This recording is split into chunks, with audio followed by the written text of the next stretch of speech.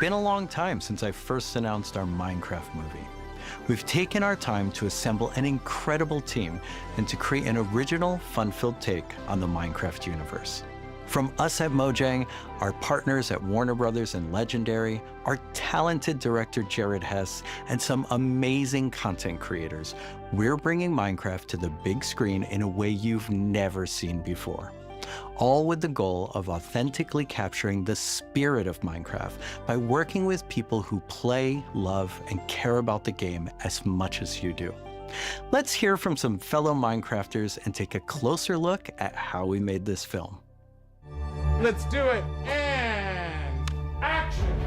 I'm Torvi, Creative Director of Entertainment for Mojang. I'm Jared Hess, the director of a Minecraft movie. We're super excited to share some exclusive information about how we made this movie. Man, to be able to celebrate that fun, amazing, creative spirit that is Minecraft, it was just like a dream come true. We first started talking about making a movie, what is over a decade ago. We really wanted to honor the world. And then spending like 3 months in New Zealand on set, we've really enjoyed the journey.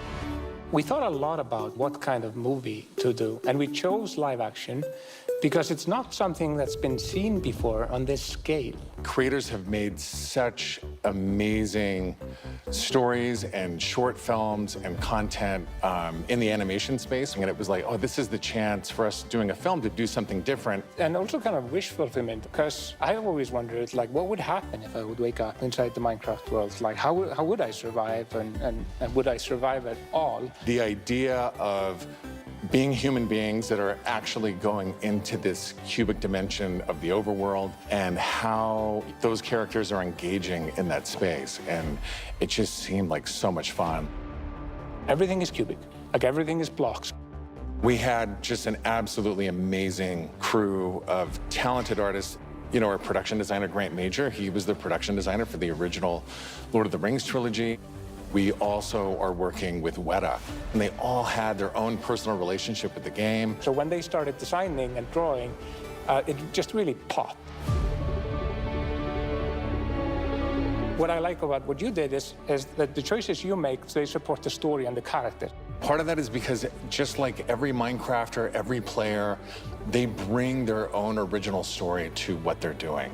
It's very intentional that this movie is called a Minecraft movie as opposed to the Minecraft movie. We have an ensemble of characters, these unlikely misfits that get thrown into this adventure into the overworld. And we experience a lot of that through one of our characters named Henry, who's a young man going through a tough time in his life, and he literally has to create to survive.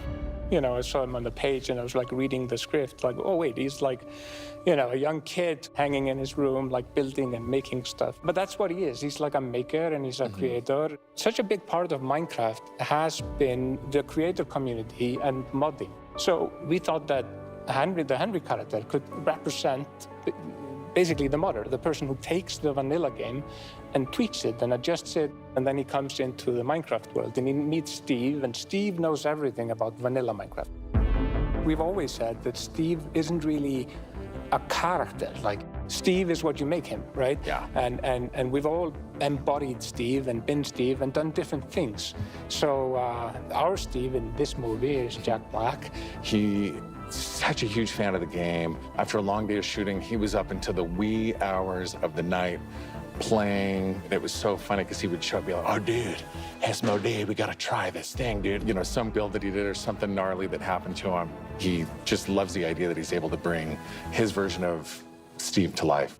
Play it from the top one more time. Figuring out crafting was super fun. When the game came out, there wasn't a recipe book, and people were like, wait, what happens if I put these things like that? When Garrett's character and these new characters come into the world, they don't know the recipes, they don't know what to do. The Jason Momoa character, Garrett, is a guy that was like a world championship video gamer in the late 1980s, and he kind of peaked then, but he's still stuck in the past. He's got a little bit of Arrested Development. He's holding on to that former glory. We want to show you a short scene that shows Henry and Garrett and Steve. Steve is kind of demonstrating his skills, and then Garrett tries to demonstrate his skills. Yeah, and Garrett's the noob.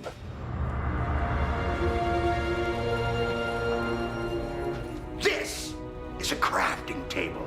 Here's how it works. You place these elements in different patterns, and you got yourself a sweet blade. You want to see a blade? I'll show you a blade. Yeah! Hammer.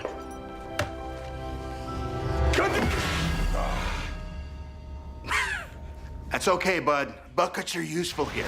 When we were designing crafting and talking about what should it look like, we basically started at the crafting table itself. We looked at the crafting table, we looked at the end-game texture, and it has this like super pixelated picture of like a hammer and a saw there on the side.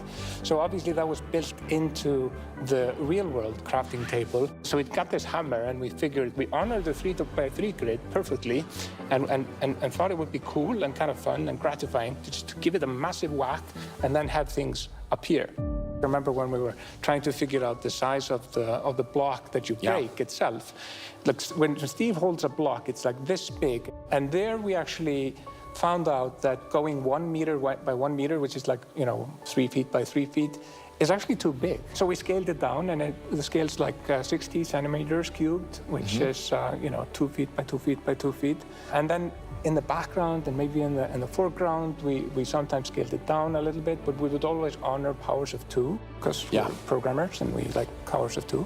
We had to honor what you experience in the game, but also make it work for human scale for our different characters that are manipulating the environment and the world and throwing blocks, and make it be practical for that, but still feel natural and organic to what people experience in the game, and feel authentic in that way.